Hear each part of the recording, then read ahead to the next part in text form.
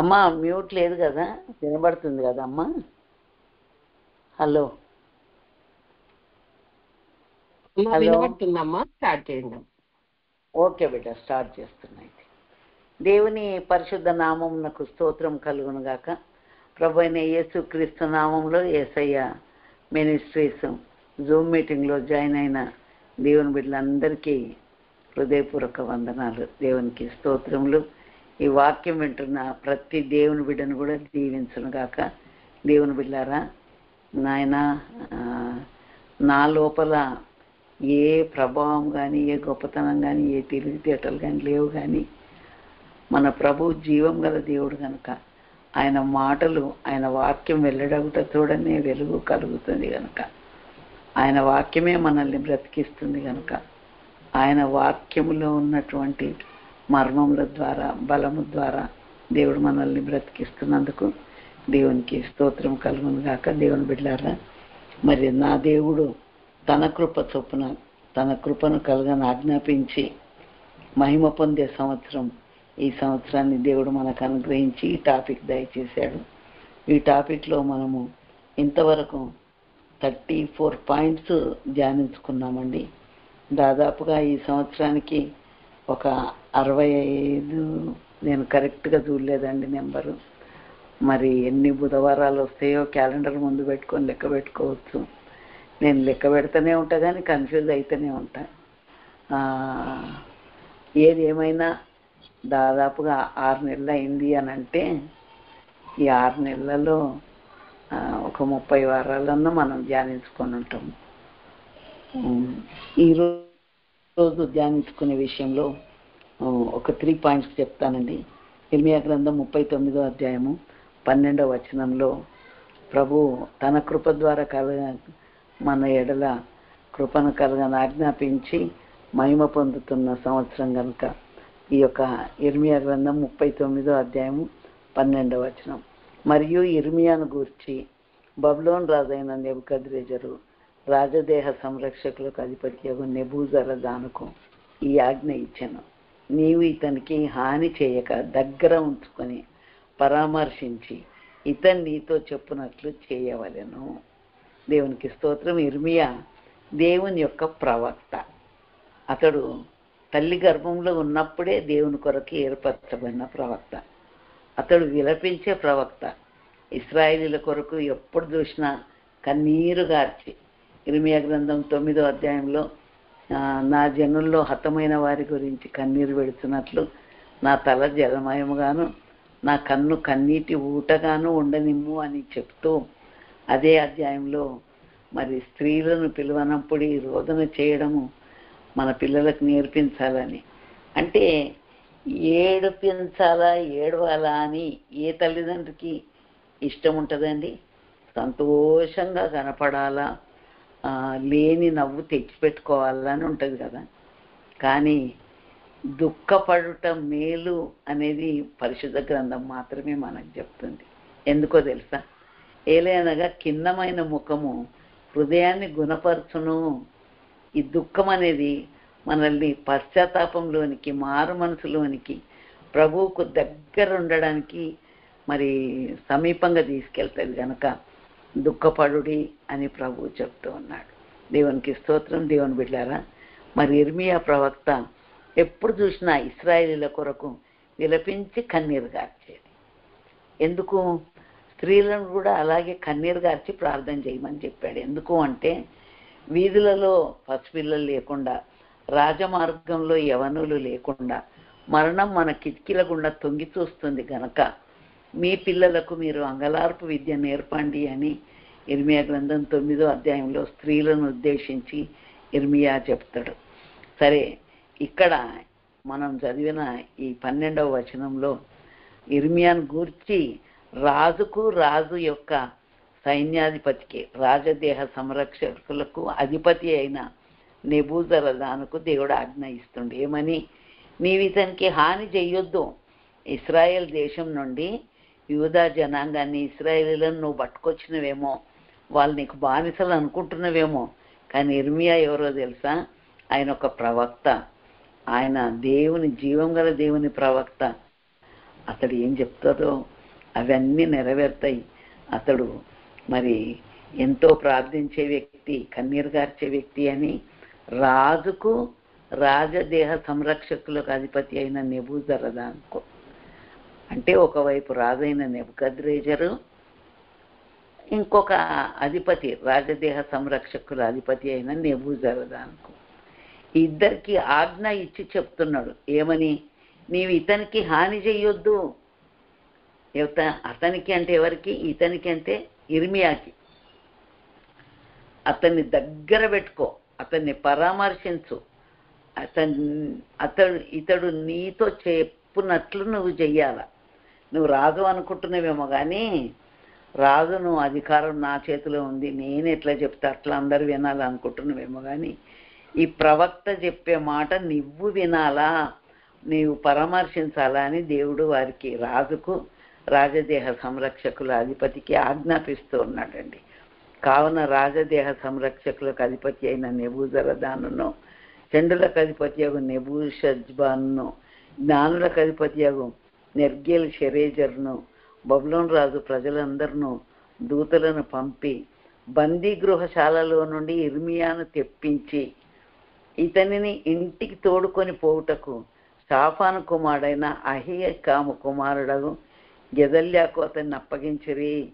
అప్పుడు అతడు ప్రజల మధ్య నివాసం చేశాను. దేవుని బిడ్డ, బందీ గృహంలో ఉన్న ఇర్మియాను రాజు ఆజ్ఞాపించి బయటికి తీసుకొచ్చాడండి. దేవుని బిడ్డ, బంధకాల్లో ఉన్నవా?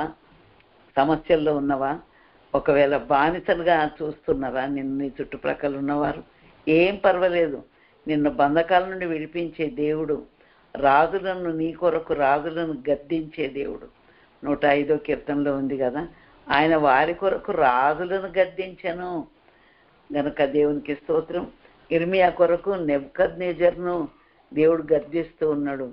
నెబూజరదాను అనే రాజదేహ సంరక్షకుల అధిపతిని కూడా ఆజ్ఞాపించి మాట్లాడుతున్నాడు.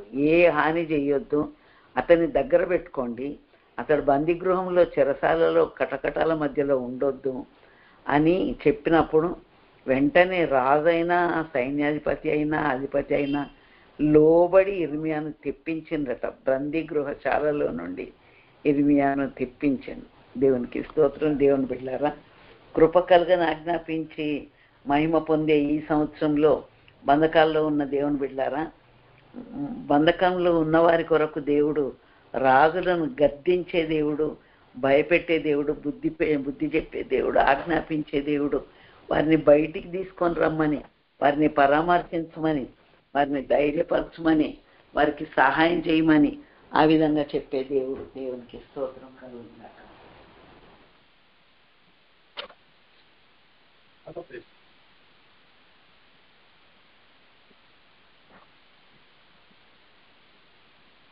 దేవునికి స్తోత్రం కలుగుగాక. దేవుని బిడ్డలారా, మరి 12వ వచనంలో రాజైన నెబుకద్రెజరు రాజదేహ సంరక్షకులకు అధిపతి అగు నెబూజరదాను, ఇరువురు కూడా చాలా ఉన్నతమైన అధికారులండి. అయినా ఇర్మియాను పరామర్శించి బందీగృహం నుండి తెప్పించి చూసుకున్నారు. ఆ విధంగా దేవుడు ఈ కృపకలుగా ఆజ్ఞాపించే ఈ సంవత్సరంలో ప్రతి ఒక్కరి బంధకాలను తెంచివేస్తాడు. అంతేకాదు, వారిని పరామర్శించమని రాజులకు ఆజ్ఞ ఇచ్చే దేవుడు. దేవునికి స్తోత్రం కలుగును గాక. అయిన తర్వాత మరొక పాయింట్ కూడా చెప్తానండి. కీర్తనలు 75వ కీర్తన 4-5 వచనాలు. 75వ కీర్తన 4-5 వచనాలు. అహంకారులై ఉండకుడని అహంకారులకు నేను ఆజ్ఞ ఇచ్చుచున్నాను. కొమ్ము ఎత్తకుడి, ఎత్తుగా కొమ్ము ఎత్తకుడి, పొగరు పట్టిన మాటలు ఆడకుడి అని భక్తిహీనులకు నేను ఆజ్ఞ ఇచ్చుచున్నాను. దేవుని బిడ్డలారా, చదువుతుంటేనే అర్థమైపోయింది అనుకుంటున్నా. అహంకారులై ఉండకుడి. అహంకారము అనేది గర్వం కంటే ఇంకొక మెట్టు పైకి అన్నట్టు. అహంకారులు గర్వంగా ప్రవర్తించే వారిని లోకం ఏమని అంటదంటే, ఓహో కళ్ళు ఎంత పైకి వచ్చినాయి, ఎంత నెత్తి మీదకి వచ్చేసినాయి అని మాట్లాడతారు. అసలు వాళ్లకు సమాధానపూర్వకమైన మాటే రాదు. ఏంది ఆ స్వరంలోనే, ఆ వాయిస్లోనే మనకు అర్థమైపోతుంది. గర్వంగా చెప్తుండ్రా, సాత్వికంగా చెప్తుండ్రా, దీనంగా చెప్తుండ్రా, ప్రేమగా చెప్తుండ్రా, ఎట్లా చెప్తుండ్రా అనేది. దేవుని బిడ్డలారా, దేవుని వాక్యం మనకు చెప్తుందండి. దేవుని బిడ్డలమని చెప్పుకుంటున్నాం. మనము అహంకారులమై ఉండొద్దు, అహంకారంగా ప్రవర్తించొద్దని అహంకారులతోటి దేవుడు ఆజ్ఞాపిస్తున్నాడు. కొమ్ము ఎత్తకుడి, ఎత్తుగా కొమ్ము ఎత్తకుడి. కొంచెం కొమ్ములు అన్ని విధాలుగా సౌకర్యాలు ఉంటే, అబ్బా కొమ్ములు వచ్చినట్టున్నాయి కదా, కొమ్ములు ఎంత పైకి ఎత్తబడి ఉన్నది అని మాట్లాడతారు. మరి ఇదే 75 కీర్తన 10వ వచనంలో ఒక మాట ఉంది. భక్తిహీనుల కొమ్ములన్నిటినీ నేను విరగ్గొట్టేదను, నీతిమంతుల కొమ్ములు హెచ్చింపబడును అని ఉంది. ఓహో, భక్తిహీనుల కొమ్ములు ఉంటే ఉన్నాయి అనుకోవచ్చు, కానీ నీతిమంతులకు కూడా కొమ్ములు ఉంటాయా ప్రభువా అని నేనే ఇట్లా వచనం చదివి అనుకున్నా.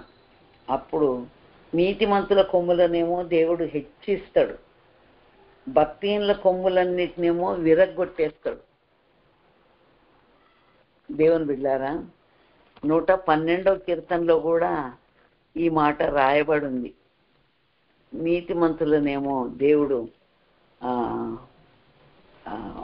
ఘనత నుండి హెచ్చింపబడును, వాని కొమ్ము ఘనత నుండి హెచ్చింపబడును, భక్తిహీనులు దాన్ని చూచి చింతపడుదురంట, పండ్లు కొరుకుచూ క్షీణించిపోదురంట, భక్తిహీనుల ఆశ భంగమైపోను. దేవుని బిడ్డ, అహంకారంతో మనం ఉండొద్దు, గర్వంతో మనం ఉండొద్దు. చాలు, మనం సేవిస్తున్న మన ప్రభు ఈ రాజు సాత్వికుడు, దీన మనసు గలవాడు, ప్రపంచానికి సర్వలోకానికి రాజైన యేసు ప్రభు గార్ధబం మీద ఎక్కిందండి. యెరూషలేం వీధుల్లో హోసన్నా జై, హోసన్నా జై అని ఊరేగింపబడుతున్నప్పుడు ఆయన గార్ధబం మీద కూర్చున్నాడు తెలుసా. నిజానికి రాజులు గుర్రాల మీద, రథాల మీద, ఒంటెల మీద ప్రయాణం చేస్తారు. అలా అది నిరుపేదలైన వారు గార్ధబం మీద ప్రయాణం చేస్తారు.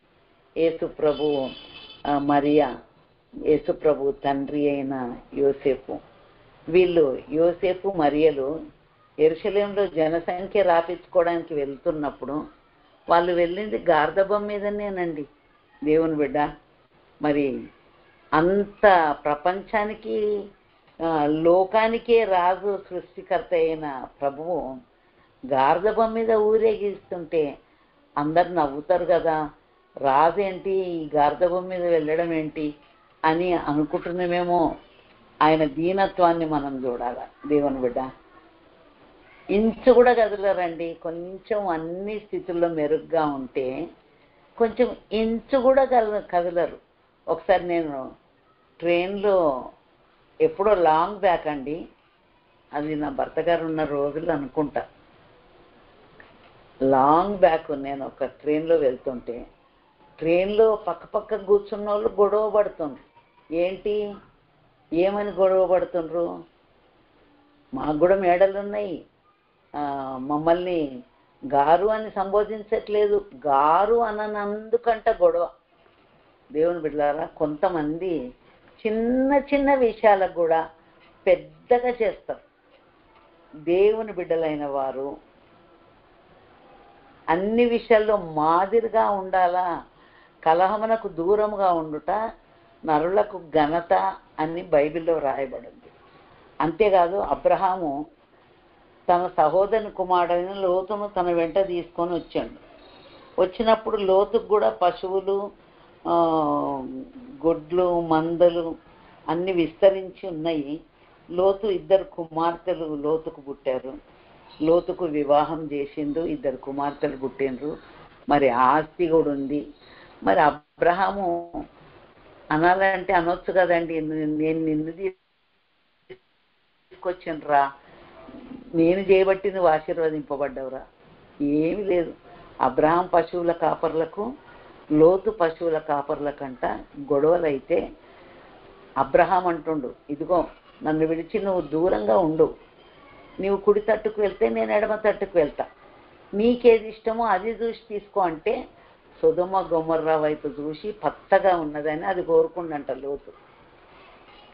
అది కోరుకొని అక్కడ వెళ్ళిపోయిన తర్వాత మరి శత్రువులు వచ్చి సొదొమ గొమొర్రా మీద పడి వారి రాజులను, వారి స్త్రీలను, పిల్లలను అందరిని పట్టుకొని పోతే ఎవరో ఒకరు వచ్చి అబ్రహాంకు చెప్పాను, ఇదిగో నీ సహోదరుని కుమారుడైన లోతును, భార్యను, పిల్లలను అందరిని పట్టుకొని శత్రువులు వెళ్ళిపోయిందనంటే తన ఇంట పుట్టి అలవర్తబడిన 318 మందిని తీసుకొని పోయి 4 రాజులను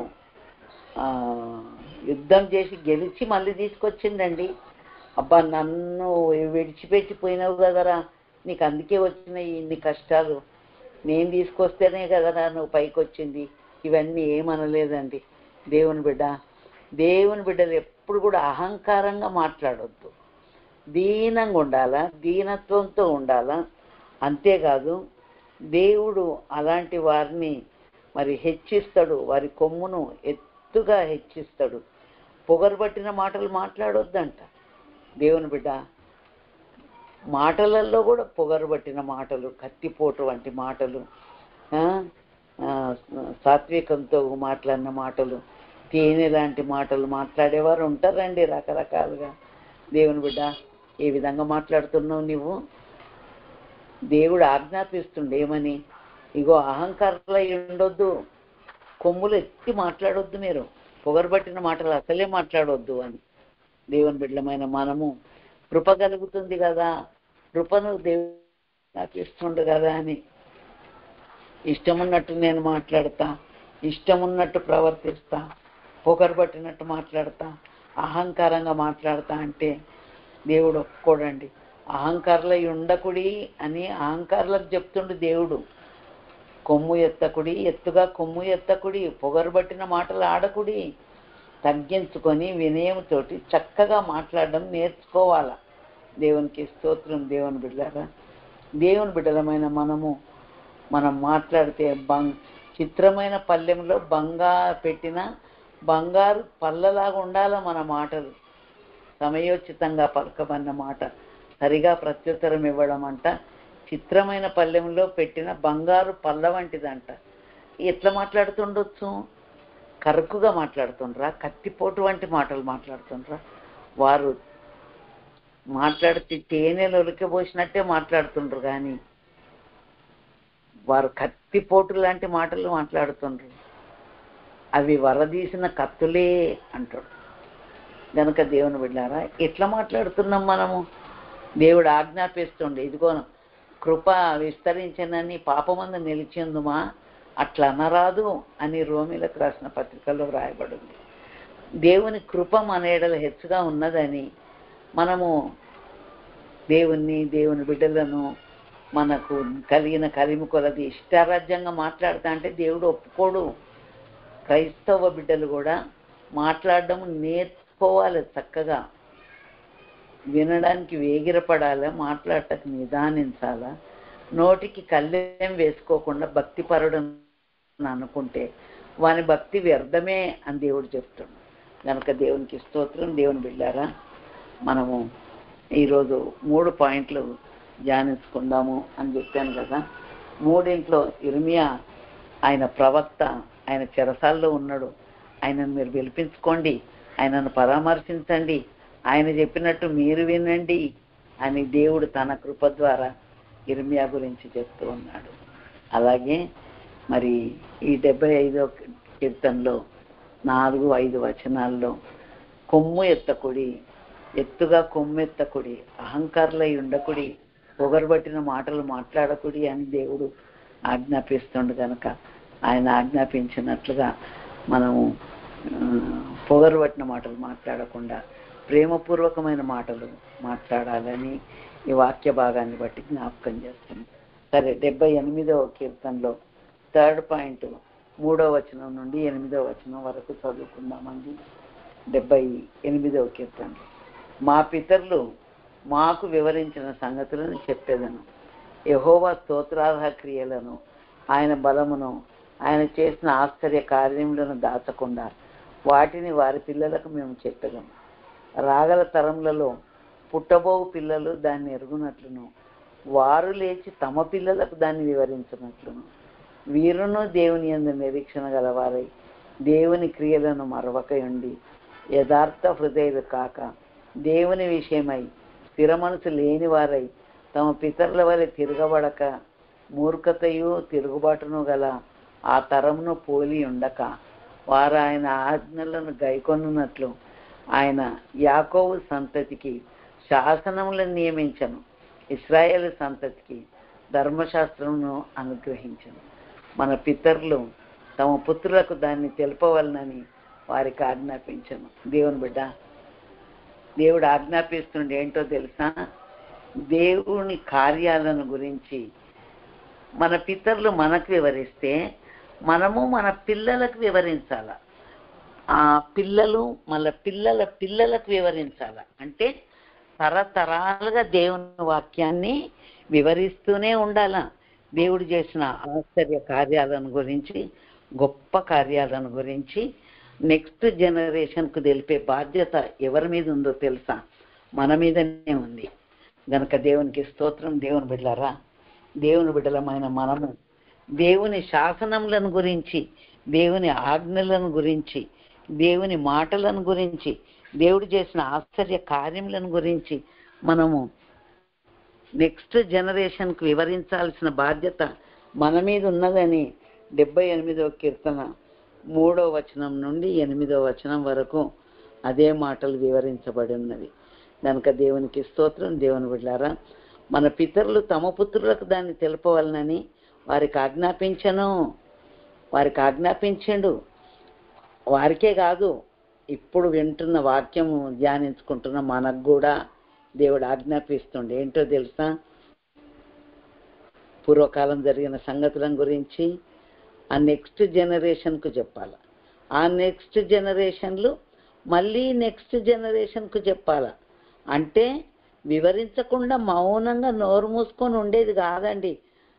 తాతలు తండ్రులకు చెప్తే, తండ్రులు వారి కుమారులకు చెప్తే, కుమారులు వాళ్ళ కుమారులకు చెప్తే, ఆ విధంగా జనరేషన్ టు జనరేషన్ దేవుని వాక్యము విస్తరిస్తూనే ఉండాలి, వివరిస్తూనే ఉండాలి. దేవుని బిడ్డలారా, దేవుని శాసనములను, దేవుడు నియమించిన శాసనములను, ఆజ్ఞలను, రూల్స్ అండ్ రెగ్యులేషన్స్ను మనము ఒక జనరేషన్ నుండి మరొక జనరేషన్కు వ్యాప్తి చెందించాల్సిన బాధ్యత మనకే దేవుడు అప్పగించాడు. దేవుని బిడ్డలారా, కొంతమంది దేవుని మాటల గురించి మాట్లాడమని అంటే అవి మాట్లాడరు. ప్రస్తుతం జరుగుతున్న విషయాల గురించి, లోకంలో జరుగుతున్న విషయాల గురించి మాట్లాడడానికి ఎంత టైం అయినా ఉంటారు, కానీ దేవుని కార్యాల గురించి, దేవుడు చేసిన ఆశ్చర్య కార్యాల గురించి, మరి యోర్దాను నీళ్లు ఏకరాశిగా నిలిచినప్పుడు ఈ రాళ్ళు ఎందుకు ఇక్కడ నాటిండ్రు, ఈ మన్నా పాత్ర ఇదేంటి, ఈ పలకలేంటి అని అడిగినప్పుడు మీరు వారికి వివరించాలా? ఈ 40 సంవత్సరాలు ఇశ్రాయేలీల అరణ్య యాత్ర చేస్తున్నప్పుడు దేవుడు మన్నా చేత వారిని పోషించాడు, వారిని సముద్రములను, నదులను దాటించాడు, శాసనములు వారికి ఇచ్చాడు అని ఈ విధంగా చెప్పాలి. దేవునికి స్తోత్రములు కలుగును గాక. అందుకే ద్వితీయోపదేశ కాండంలో కూడా దేవుడు వారి పిల్లలకి ఏం చెప్పాలనో ఆ మాట చెప్తాడు. ఇదిగో, నేను మీకు ఆజ్ఞాపించిన ఆజ్ఞలను గురించి మీరు మీ పిల్లలతో మాట్లాడాలి, వారికి చెప్పాలి, పుట్టబోయే వారికి వాటిని గురించి వివరించాలి అని క్లియర్గా రాసి ఉంది. కానీ దేవుని బిడ్డలారా, కార్యాల గురించి, దేవుడు చేసిన ఆశ్చర్య కార్యాల గురించి, దేవుడు ఇశ్రాయేలీలకు చేసిన అద్భుతాల గురించి, ఓ ఇశ్రాయేలు, నీవు లేచినప్పుడు, నీవు కూర్చున్నప్పుడు, నీవు త్రోవ నడిచేటప్పుడు నీవు నీ పిల్లలకు వాటిని అభ్యసింపజేయాలా, వారితోటి ఈ విషయాలన్నిటి గురించి మాట్లాడాలా అని దేవుడు చెప్తుండు. దేవుని బిడ్డలారా, మరి ఈ 78వ కీర్తన 3వ వచనం నుండి వాక్యంలో దేవుడు మనకు జ్ఞాపకం చేస్తున్న విషయం ఏంటంటే, ఇదిగో పుట్టబోయే తరము వారికి దేవుని శాసనముల గురించి, దేవుని ఆజ్ఞల గురించి, దేవుని నియమాల గురించి తెలపాల్సిన బాధ్యత దేవుడు మన మీద ఉంచాడు. కనుక దేవునికి స్తోత్రం. దేవుడు తన కృప కలుగని ఆజ్ఞాపించి చేసిన కార్యాలు ఏంటంటే, భక్తులకు హాని చెయ్యొద్దు, పొగరబట్టిన మాటలు మాట్లాడొద్దు. ఇటొచ్చి దేవుడు తన కృపను మన ఇలా చూపిస్తున్నాడు కనుక ఇష్టం ఉన్నట్టు మాట్లాడతా, నన్ను అనేటోళ్ళు ఎవరు అన్నట్టుగా ప్రవర్తించొద్దండి. మన ప్రవర్తన, మన మాటలు, మన చూపులు, మన తలంపులు, మన క్రియలు, మన వస్త్రధారణ, మన ఆహారపు అలవాట్లు ఇవన్నీ నియమాలతో కూడి ఉన్నాయని జ్ఞాపకం చేస్తున్నానండి. దేవుని బిడ్డలారా, ఏసయ్యను వెన్నంటగానే మనకు కనపడేది ఆజ్ఞల మార్గం తెలుసా? ఏసయ్య నిన్ను వెన్నంటగానే ఆజ్ఞల మార్గము కనిపించేనే, నీవు నన్ను నడిపించగలవు, నేను నడవవలసిన త్రోవలు. సుగుణాల సంపన్నుడా, స్తుతిగానాల వారసుడా, జీవింతును నిత్యము నీ నీడలో, ఆస్వాదింతును నీ మాటల మకరందము. సుగుణాల సంపన్నుడా, మన దేవుడు సుగుణాల సంపన్నుడు కదండి. ఆయనను వెంబడించి ఆయన మార్గంలో నడుద్దాం అనుకుంటే నీకు కనపడేటి ఏంటో తెలుసా? ఆయన ఆజ్ఞలు, ఆయన కట్టడలు, ఆయన నియమాలు, ఆయన శాసనాలు. రోడ్డు మీద వెళ్ళాలనుకునే వాళ్ళకి ఏముంటాయండి? రోడ్డుకు రూల్స్ ఉంటాయి తెలుసా? నీవు లెఫ్ట్కే వెళ్ళాలా, నువ్వు రైట్కి వెళ్ళకూడదు, నీవు ఇంత స్పీడ్లోనే వెళ్ళాలా, అడ్డదిడ్డంగా వెళ్ళకూడదు, నువ్వు సిగ్నల్ను జంప్ కావద్దు, ఇలాంటి రూల్స్ అన్నీ ఉంటాయి తెలుసా అండి. స్పీడ్ థ్రిల్ ఉంటుందంట, కానీ ఇట్స్ స్కిల్ అనే మాట స్లోగన్ రాసి పెడతారు. అంటే స్పీడ్గా వెళ్ళేటప్పుడు నన్ను ఆపేటోళ్ళు ఎవరు, పట్టపగ్గాలు ఇవ్వనుకుంటారు. దేవుని బిడ్డారా, దేవుని బిడ్డలకు ఒక క్రమము, ఒక నియమము, ఒక పద్ధతి, నీ ఆహారపు అలవాట్లైనా, నీ వస్త్రధారణ అయినా, నీవు తినడమైనా, నీవు డబ్బులు వాడడమైనా, ప్రతి దానికి ఒక నియమం ఉంది తెలుసా? ఇవన్నీ మన పిల్లలకు మనం నేర్పాల్సిన బాధ్యత మనకుంది. ఉదయకాలమే నాకెందుకో ఈ టాపిక్ వచ్చింది. తిమోతికి తన అవ్వయ్య అయిన లోయి దగ్గర నుండి విశ్వాసం నేర్చుకుండట. అపోస్తల కార్యం 16వ అధ్యాయంలో ఉంటుంది. నీ తల్లి అయిన యూనిస్లోనూ నీ అవ్వయ్య అయిన లోయిలోనూ ఉంది, ఆ విశ్వాసం నీ యందు సహా వసిస్తుంది అంటాడు. తరతరాలుగా విశ్వాసము, శాసనాలు, కట్టడాలు, నియమాలు నేర్పించాలండి. అసలు మనకు వస్తే కదా మనం నేర్పించేది, మనకే రావు. ఎంత అనర్గళంగా మాట్లాడేస్తారో లోకంలో జరిగే విషయాలు.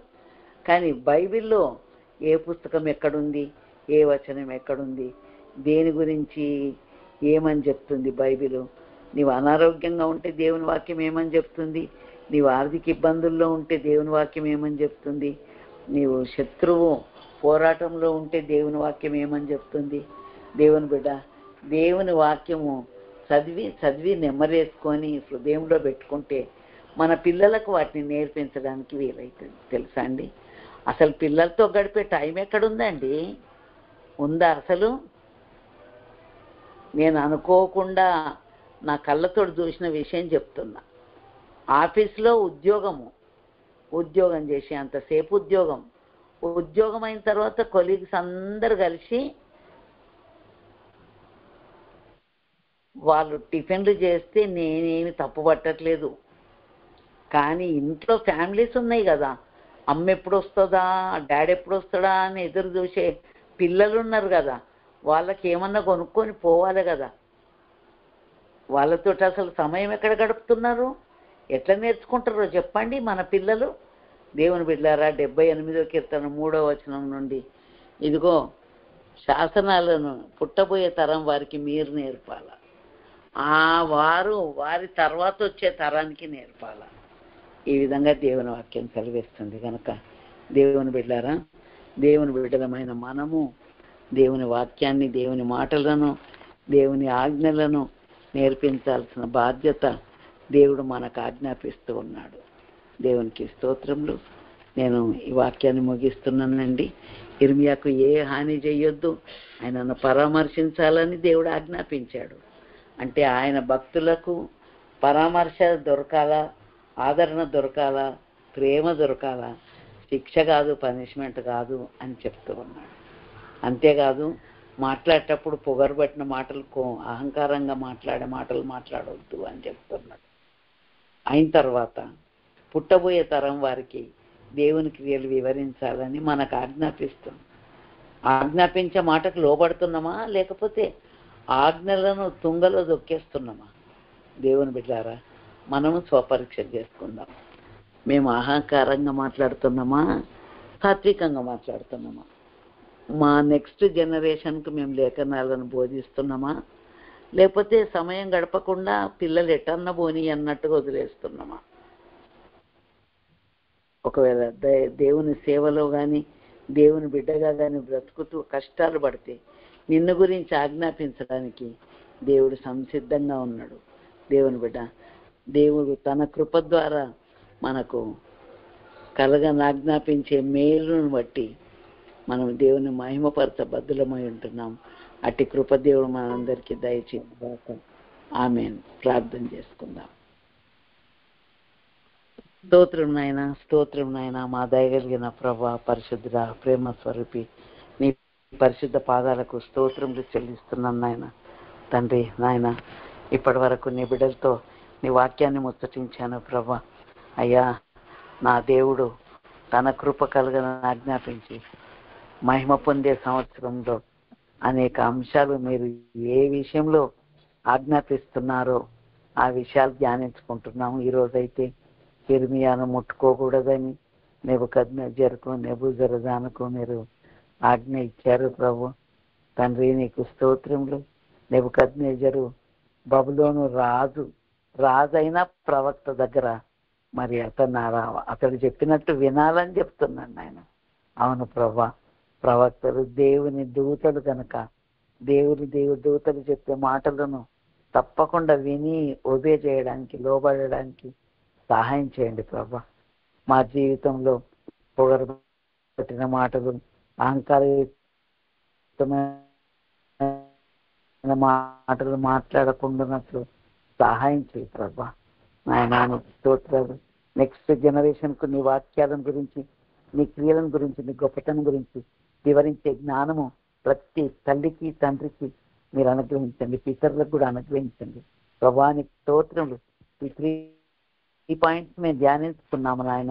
అందుకే నీకే వందనాలు చెల్లిస్తూ నీవే మాతో మాట్లాడమని మమ్మల్ని కృపాస్థలకు అప్పగించుకుంటూ నీ సహాయాన్ని కోరుకుంటూ మా ప్రభువును ప్రియరక్షకున్నాయన యేసుక్రీస్తు నామంలో ప్రార్థిస్తున్నాను కన్న తండ్రి. ఆమేన్. తండ్రి అయిన దేవుని ప్రేమయు, ప్రభు అయిన యేసుక్రీస్తు కృపయు, పరిశుద్ధాత్మ దేవుని నిత్య సమాధానము, సహవాసము, ఆదరణ, కాపుదల ఆయన సన్నిధిలో తలవంచిన బిడ్డలకు, సకల పరిశుద్ధులకు నిత్యము తోడైండి నడిపించును గాక. ఆమేన్.